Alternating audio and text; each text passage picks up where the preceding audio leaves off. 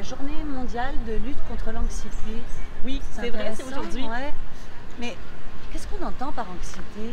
Bien, l'anxiété, c'est naturel. Tout le monde ressent de l'anxiété parce que ça peut permettre de nous protéger. Puis aussi, ben, c'est sûr là, que je suis sûre que si tu avais un exposé oral à faire ou à te présenter devant un groupe, tu aurais de l'anxiété. Puis ça fait partie du jeu.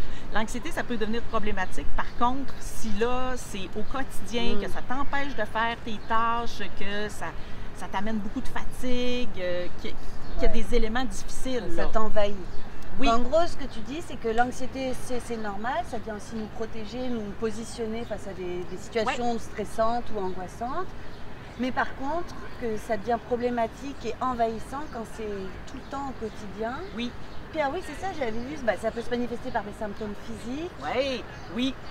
Ben, comme des mains tu peux moites, avoir les mains moites, la gorge qui serre, tu peux avoir des pressions thoraciques, il y a des gens qui vont avoir des maux de ventre, tu peux avoir aussi comme une faiblesse au niveau des jambes, des maux de tête.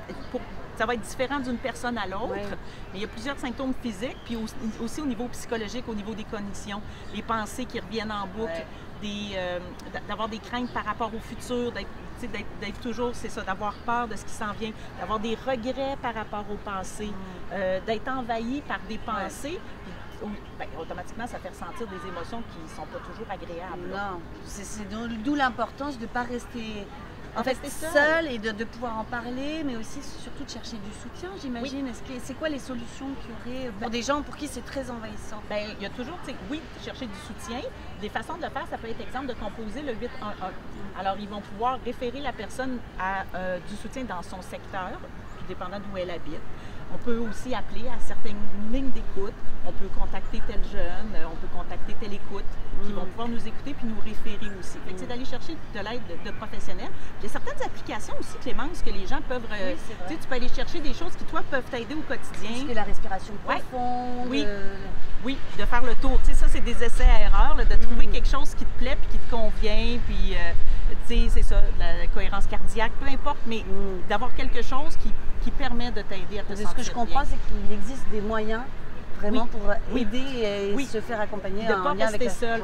Puis de se rappeler aussi que l'anxiété, il y a beaucoup de personnes qui vivent avec l'anxiété. Le but, c'est pas de l'enlever complètement. Non. Parce que l'anxiété, ben, c'est naturel. C'est juste qu'il ne faut pas que ça devienne, que ça empêche la personne de réaliser son quotidien puis de profiter de la vie. Ben, je suis contente qu'on en ait parlé. C'est important qu'on l'ait fait. Surtout si ça touche beaucoup de monde. Oui, oui.